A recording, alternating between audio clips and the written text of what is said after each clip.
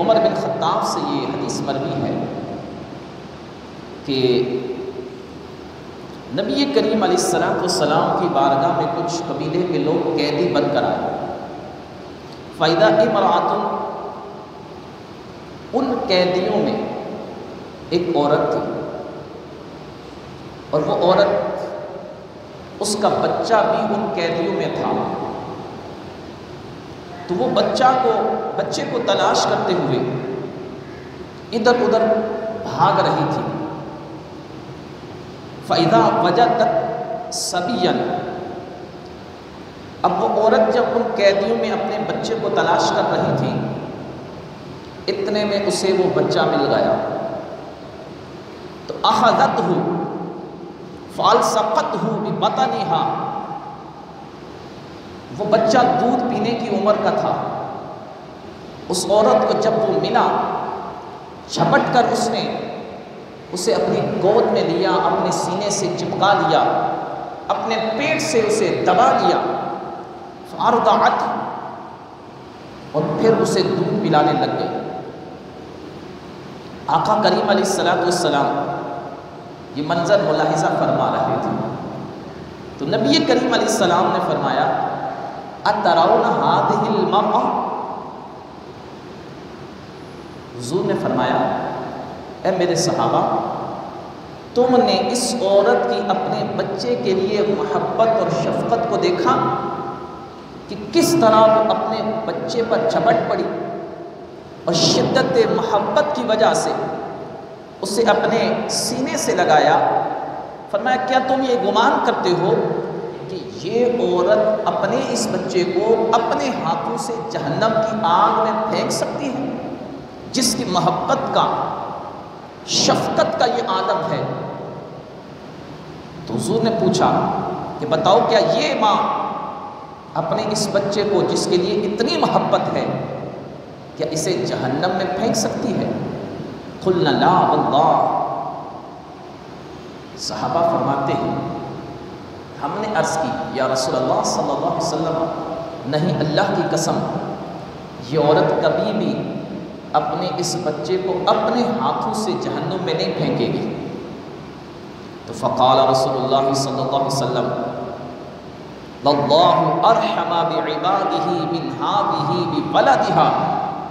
حضور نے فرمایا، اے صحابہ، جو یہ عورت اپنے بچے پر محبت اور شفقت رکھتی ہے، جتنی محبت اسے اپنے بیٹے سے ہے، شفقت جتنی اسے اپنی اولاد سے ہے، فرمایا اللہ تبارک و تعالیٰ اس سے بڑھ کر اپنے بندوں سے محبت اور شفقت فرماتا ہے.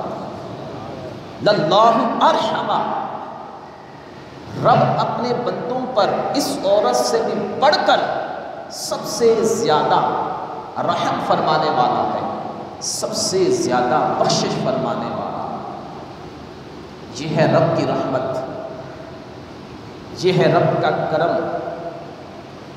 قرآن پاک میں اللہ تبارک و تعالیٰ نے کئی مقامات فرمایا، ان اللہ لا یظلم الناس شیئا، کہ بے شک رب بندوں پر ظلم نہیں فرماتا.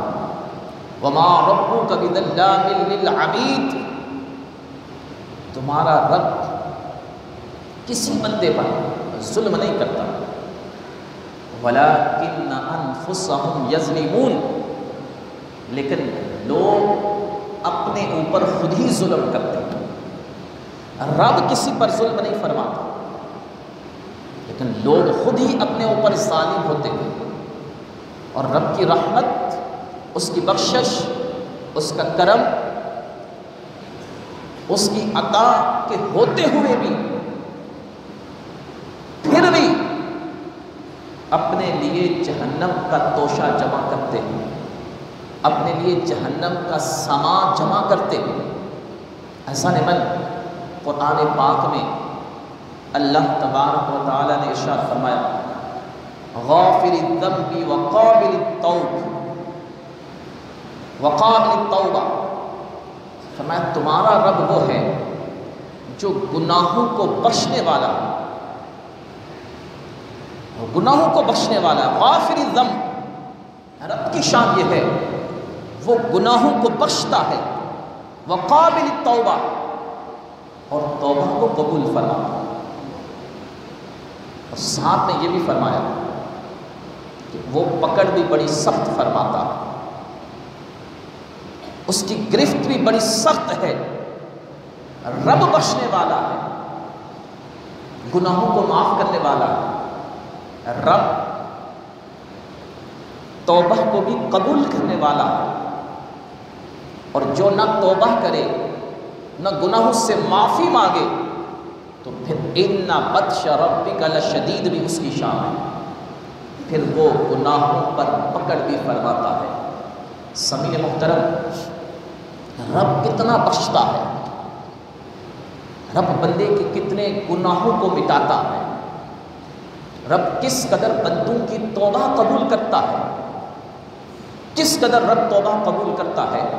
رب نے یہ ارشاد فرمایا انما التوبۃ علی اللہ للذین یعملون السوء بجہالہ، سورہ نساء کے اندر فرمایا بے شک رب ان لوگوں کی توبہ کو قبول کرتا ہے، یعملون السوء بجہالہ، جو جہالت کی وجہ سے، عدم علم کی وجہ سے گناہ کر بیٹھتے ہیں، لیکن علم نہ ہونے کی وجہ سے جب گناہ ہو جاتا ہے پھر پتہ چلتا ہے یہ تو گناہ ہے، تو پھر رب کی بارگاہ میں توبہ کرتے ہیں، ثم یتوبون، پھر وہ رب کی طرف لوٹ آتے ہیں، رب کی بارگاہ کی طرف رجوع کرتے ہیں، تو رب ان کے گناہوں کو مٹا دیتا ہے۔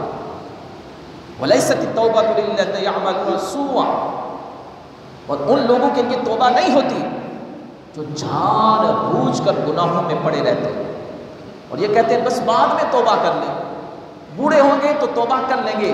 فرمایا پھر وہ بوڑھے ہوتے کیا، انہیں موت کے آغوش میں چلے جاتے ہیں، توبہ کی توفیق بھی نہیں ملتی۔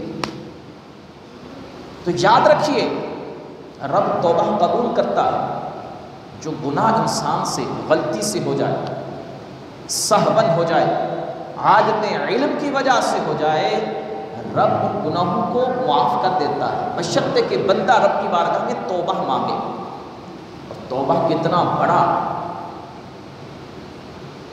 اللہ کا فضل ہے، ہر نبی نے اپنی قوم کو یہ حکم دیا کہ وَتُوبُوا إِلَى اللَّهِ، اللہ کی طرف توبہ کرو، وَاسْتَغْفِرُوا رَبَّكُمْ، اپنے رب سے بخشش مانگو، اپنے رب سے بخشش مانگو، توبہ کرو، اپنے گناہوں کی اس سے معافی مانگو۔ ایسا نہیں من